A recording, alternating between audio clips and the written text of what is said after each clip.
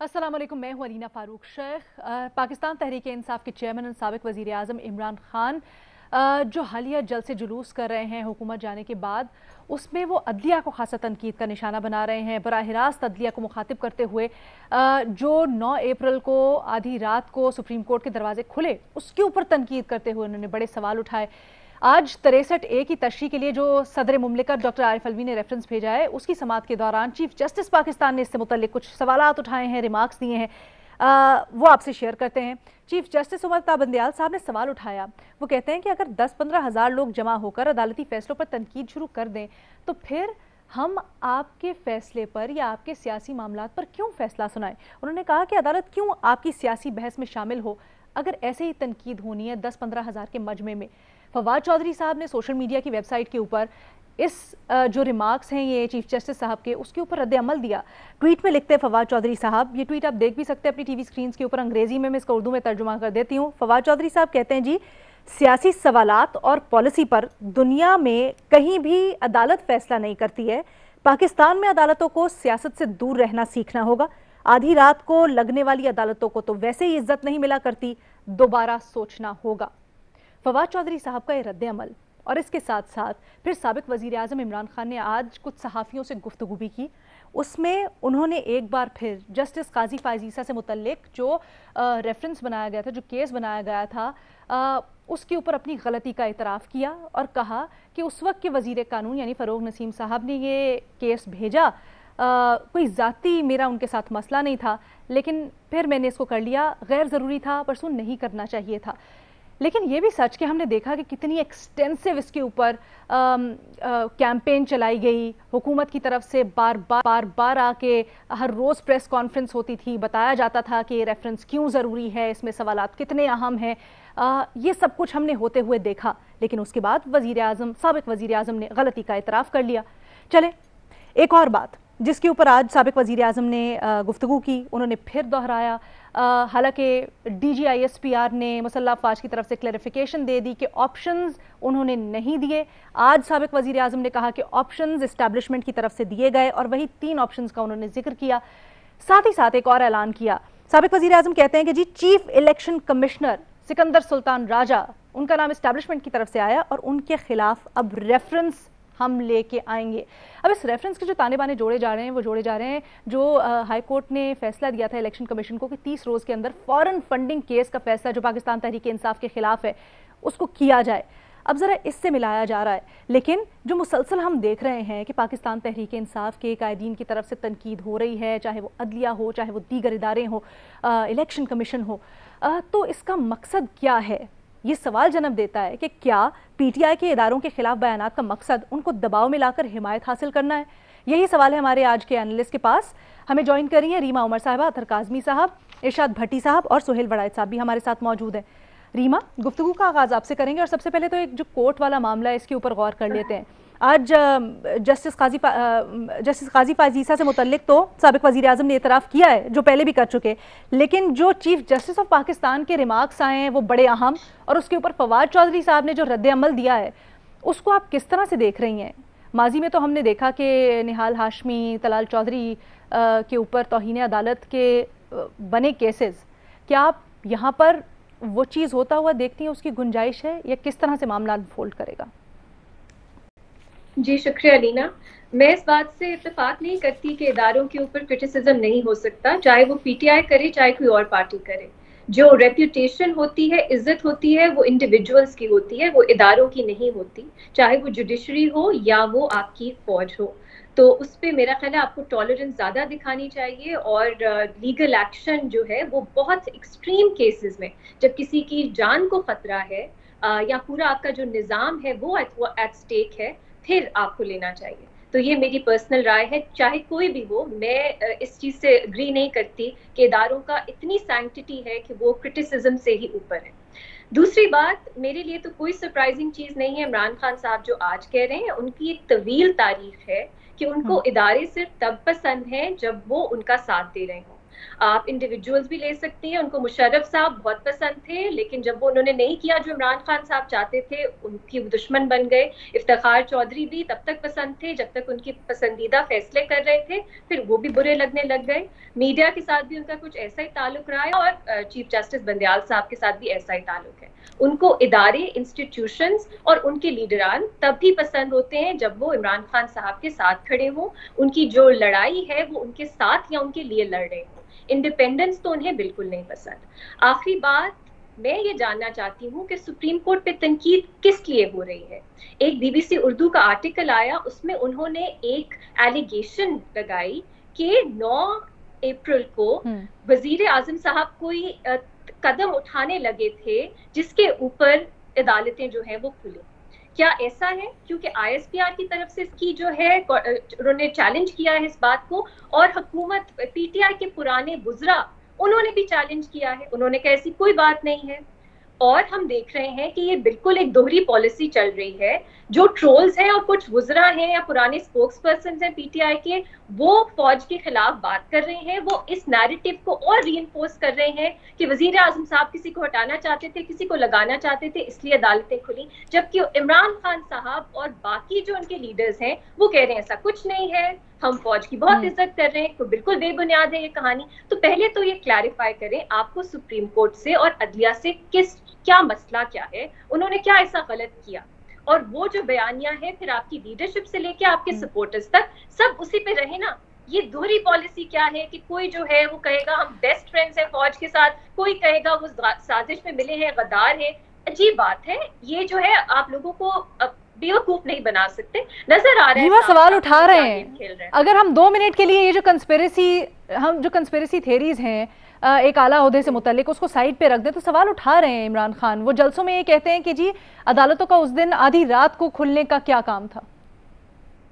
जी हीना, आधी रात को अगर अदालतें खुली हैं क्योंकि उनका एक फैसला था कि 9 अप्रैल को वोट ऑफ नो कॉन्फिडेंस होना था।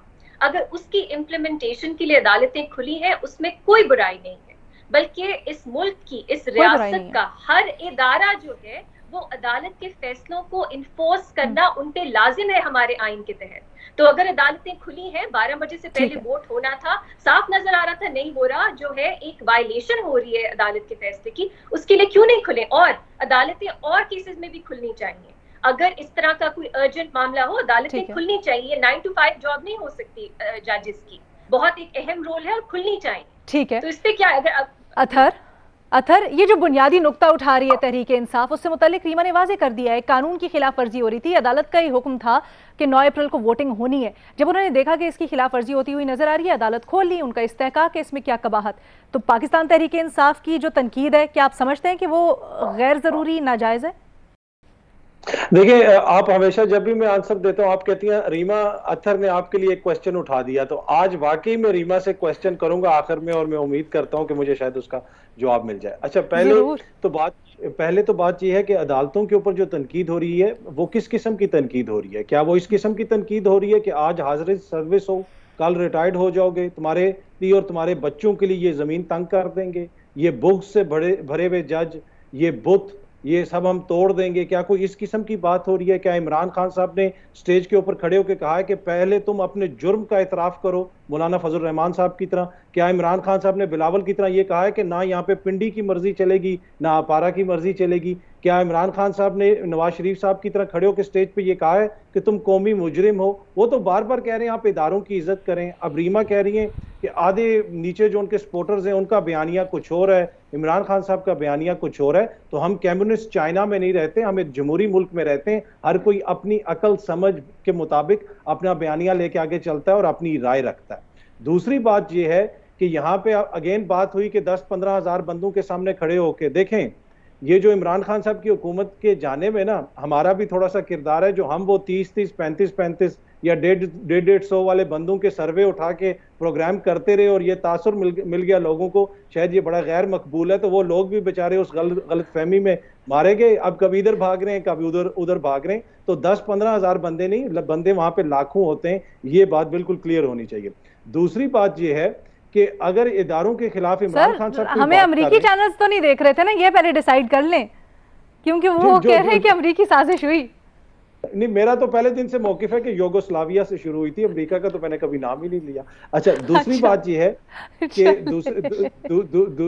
दूसरी बात ये है कि इमरान खान के ऊपर हम तनकीद कर रहे हैं कि उन्होंने इदारों के ऊपर तनकीद की, उन्होंने तो कोई इदारों के ऊपर तनकीद नहीं की, सवाल कुछ उठाए हैं। और उसके साथ साथ हमने जो पार्लियामेंट में देखा गुज़िश्ता 2-3 दिन के दौरान, हुकूमती जो इत्तेहादी हैं उन्होंने किस तरह इदारों के ऊपर तनकीद की।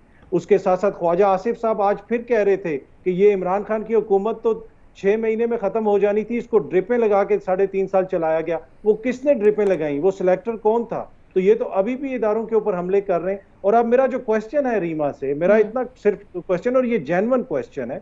अब इमरान खान साहब भी बार बार क्वेश्चन पूछते करते हैं कि रात को 12 बजे अदालत क्यों खुली। मेरे जहन में भी ये क्वेश्चन है, और चले लाखों नहीं तो 10-15 हज़ार लोगों के जहन में भी ये क्वेश्चन है। तो क्या कुछ ऐसा हो सकता है कि हम अदालत के अंदर कोई पिटीशन दायर कर दे और मोज़ेज़ अदालत से पूछ ले कि भाई आप रात को 12 बजे क्यों खुले थे? क्या आइन और कानून इसकी इजाजत देता है? और दिस इज जेन्युइन क्वेश्चन है ये। चले रीमा से जवाब ले लेते हैं। और जो आपने बड़ा अहम पॉइंट रहा, आप कह रहे हैं आप समझते नहीं अदालतों ने इदारों के ऊपर तनकीद की है, सॉरी इमरान खान ने। रीमा, सवाल का जवाब दे दें अथर का। अलीना, हमारे सामने वाजे है, वो जो वजह बता रहे हैं वो ये है कि हमने एक फैसला किया, उस पर अमल दरामद जो है वजीर आजम साहब इमरान खान साहब नहीं कर रहे थे। साफ नजर आ रहा था कि वो जो फैसला है वोट ऑफ नो कॉन्फिडेंस के ऊपर, उसको उसके खिलाफ बल्कि जा रहे हैं। तो उसको क्या आईनी कोई गुंजाइश है कि पिटीशन दायर की जाए, कि पिटीशन दायर करके पूछा जाए कि वो खुद वजाहत कर दें, रादर देन आपको या मुझे वजाहत करनी पड़े, वो खुद बता दें?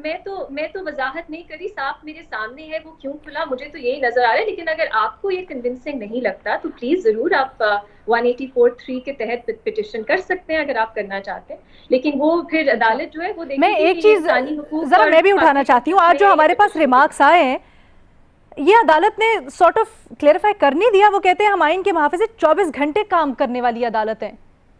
सो ये क्लेरिफाई हो नहीं गया चीफ जस्टिस ऑफ पाकिस्तान जब कह रहे हैं कि हमारा इस्तेहकाम है, हम 24 घंटे काम कर। नहीं, वो जरूर वो 24 घंटे जरूर करें, पर ये क्लियर होना जरूरी है ना कि उस वक्त क्या हुआ था ऐसा, कि उस वक्त क्यों अदालत खोली गई। वज़ीर आज़म साबिक क्वेश्चन कर रहे हैं, बार बार कर रहे हैं। तो क्या अगर आइन में गुंजाइश है, मैं जेन्युइन क्वेश्चन कर रहा हूँ, क्या ऐसी कोई पिटीशन कोई खान साहब दायर कर सकते हैं अदालत में, और मोज़ेज़ अदालत से खुद पूछ लें कि आप ही बता दें कि क्यों खोली आपने? प्लीज आप ये पिटीशन जो है ये दायर करें, फिर तब तक आप भी इंतजार करें और अपनी रैलीज में इसको बयानी के लिए ना इस्तेमाल करें। ये तो नहीं होगा कि आपकी जो आप कह रहे हैं, अथर साहब ने कहा कि अब ये अहम बात है। एग्जैक्टली हाँ, उनमें चलिए क्लेरिफाई हो गया। पाकिस्तान तहरीक इंसाफ चाहे वो दरखास्त दायर कर सकती है, कोई मुहिब्बे वतन पाकिस्तानी चाहे वो दरखास्त दायर करके पूछ सकता है, बट पूछ सकता है। सुहेल वड़ायत साहब, ये बड़ी अहम बात अथर ने अपना मौक़िफ़ जो जाहिर किया है, इसके ऊपर ज़रा बताइएगा। वो कहते हैं जी इदारों के ऊपर तनकीद नहीं की जा रही पाकिस्तान तहरीक इंसाफ से, सिर्फ एक सवाल उठाया जा रहा है। इस तरह एक छोटी सी ब्रेक लेनी है, उसके बाद वापस आते हैं, सुहेल वड़ायत साहब के सामने सवाल रखते हैं।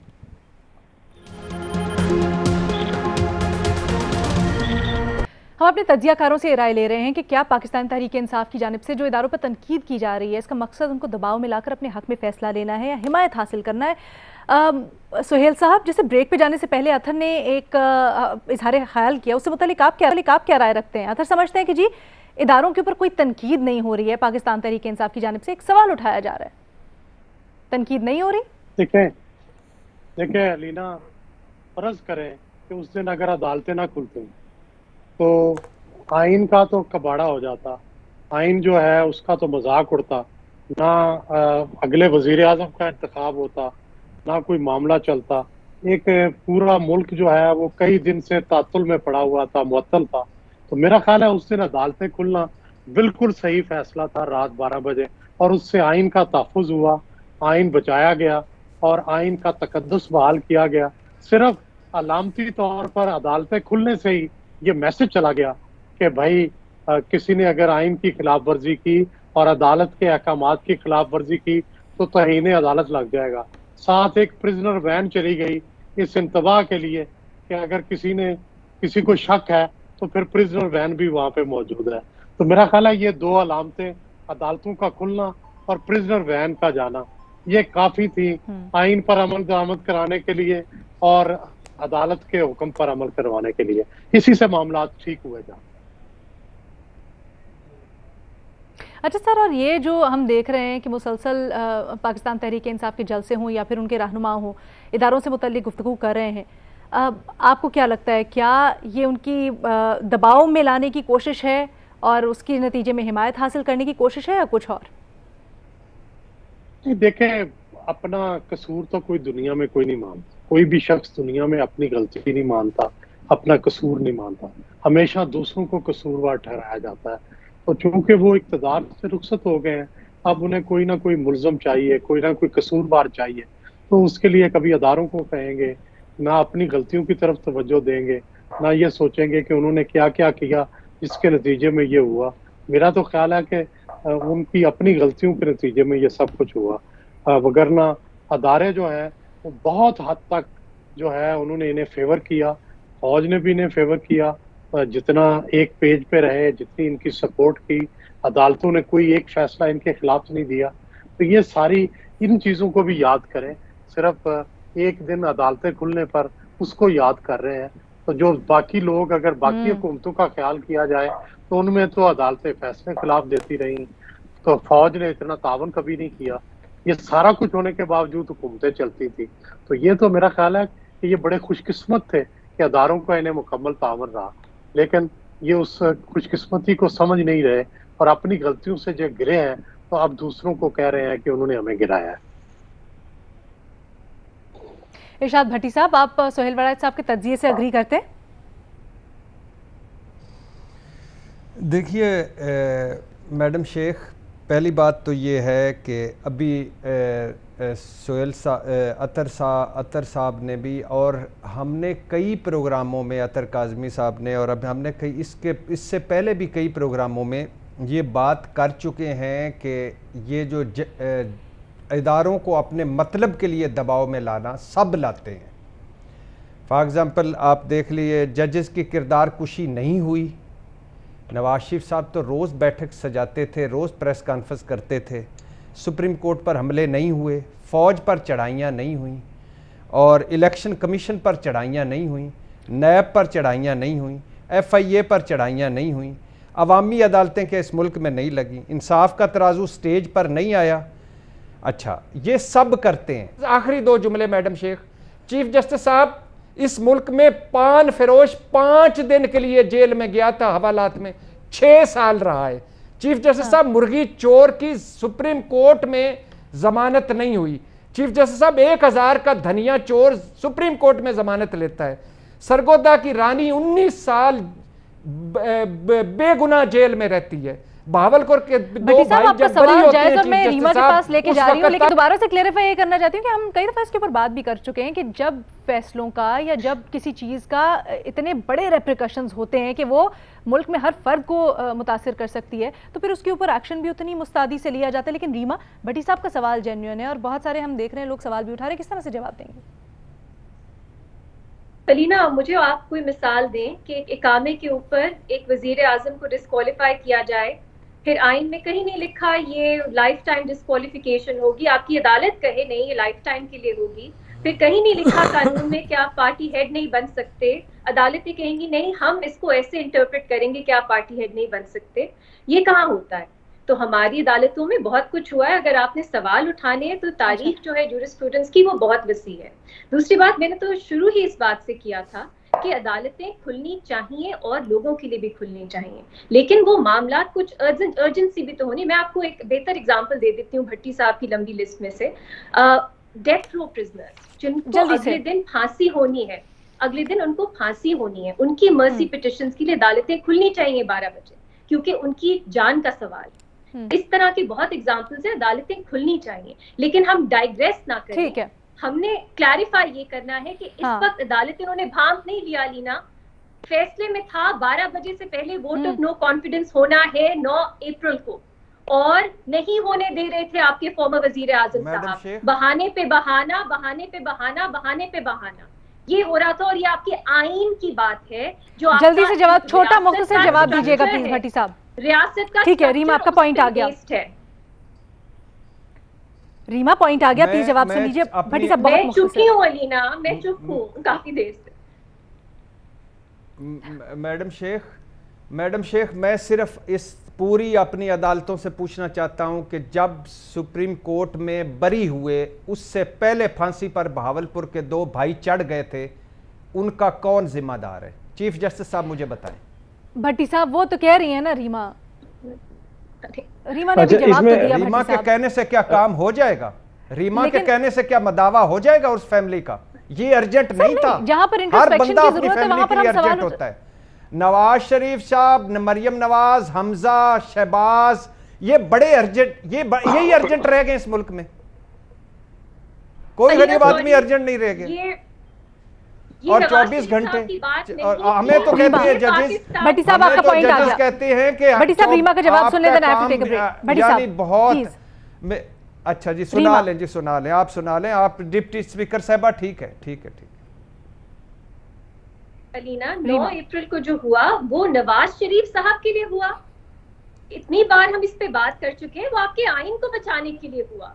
हाँ। डिक्टेटरशिप्स, मार्शल लॉज के से बचने के लिए उनके खिलाफ अदालतें खुली हैं, रात को या आउट ऑफ ऑफिस आवर्स खुली हैं, क्योंकि वो आपके आइन, आपकी रियासत की बात होती है, वो एक फर्द की बात नहीं है। तो ये बहुत बड़ी नाइंसाफी है कि आप नैरेटिव ऐसा बना रहे हैं कि नवाज शरीफ, शहबाज शरीफ, मरियम नवाज के लिए खुली। कोई ऐसा नहीं था। मैडम शेख मेरी बात सुनिएगा, मैडम शेख यहाँ बात सुनिएगा। नहीं मैडम शेख, ये सच, ये ठीक नहीं कह रही, ये ट्विस्ट कर रही हैं बात मेरी को।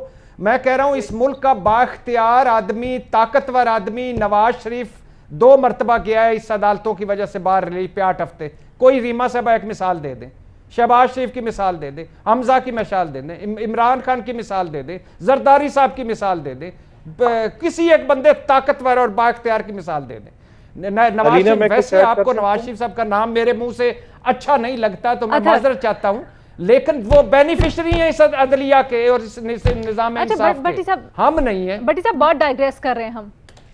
अच्छा मैं कुछ ऐड कर जल्दी से मुख्तसरन रीमा इसका जवाब दे। मुख्तसर मैं आपके पास ही वापस आने वाली हूँ अथर, बस रीमा का जवाब लेके मुझे एक छोटी सी ब्रेक लेनी है। आप इसी से मुतल्लिक कहने वाले हैं? जी इसी से मुतल्लिक, पर रीमा प्लीज आप मुतल्लिक कहने वाले तो मुख्तसरन एक जुमले में। मैं इसमें सिर्फ इतना कह रहा था कि जस्टिस के बारे में कहा जाता है कि वो नजर भी आना चाहिए।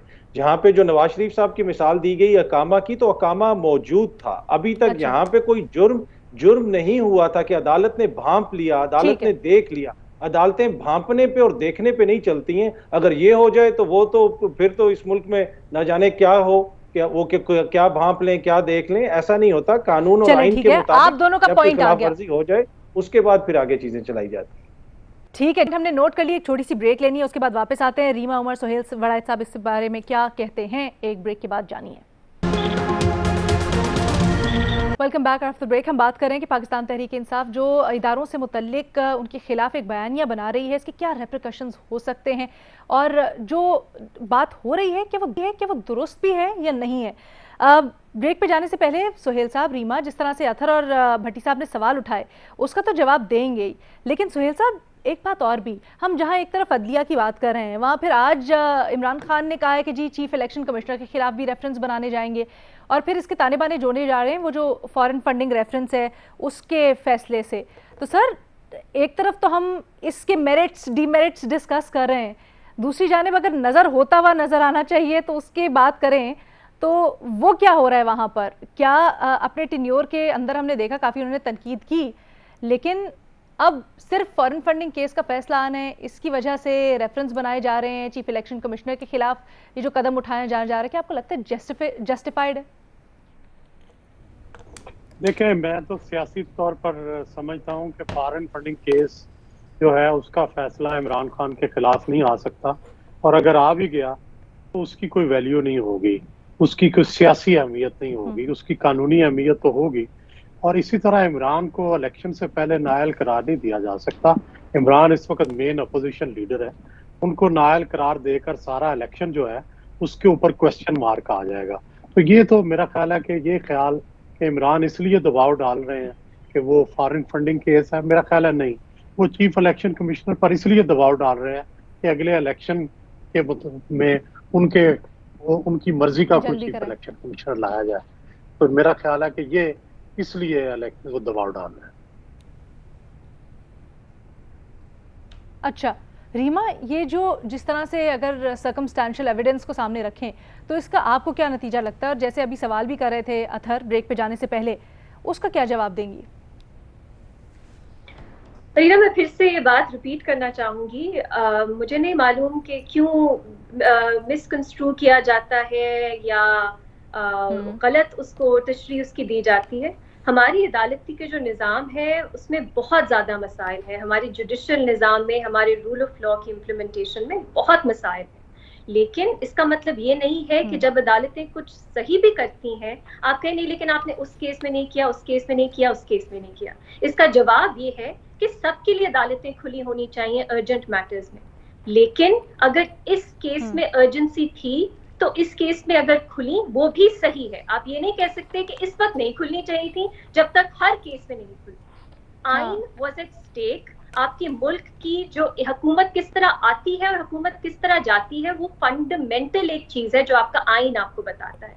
और उसमें हमारे पास पूरी ये हमें पता है पूरे अप्रैल में क्या हुआ, किस तरह इस आइनी प्रोसेस को इंटरप्ट किया गया। नजर आ रहा था कि 9 अप्रैल को भी यही हो रहा है और मेरा ख्याल है बिल्कुल दुरुस्त फैसला था कि अदालतें जो है सुप्रीम कोर्ट खुली 9 अप्रैल को। दूसरी चीज मैं एक और बात करना चाहती हूँ, आपके ओरिजिनल सवाल पे टाइम है या मुख्तसरन प्लीज? नहीं ठीक है, मैडम शेख नहीं मुख्तसर मैं बोलूंगा, रीमा साहबा को टाइम दीजिएगा। नहीं भट्टी साहब आपके पास ही आ रहे हैं, सबको इक्वल टाइम मिलेगा, आपने टेंशन नहीं लेनी। रीमा जल्दी से बता दीजिए क्या कहना चाह रही थी आप? ये इलेक्शन कमीशन वाले से मुतल्लिक कह रही थी। ठीक है भट्टी साहब, रीमा इलेक्शन कमीशन से मुतल्लिक कहना चाह रही थी आप? नहीं, मैं पार्लियामेंट के बारे में फवाद चौधरी साहब ने जो ट्वीट किया कि अदालतों को सियासी मामलात में नहीं दखल अंदाजी करनी चाहिए।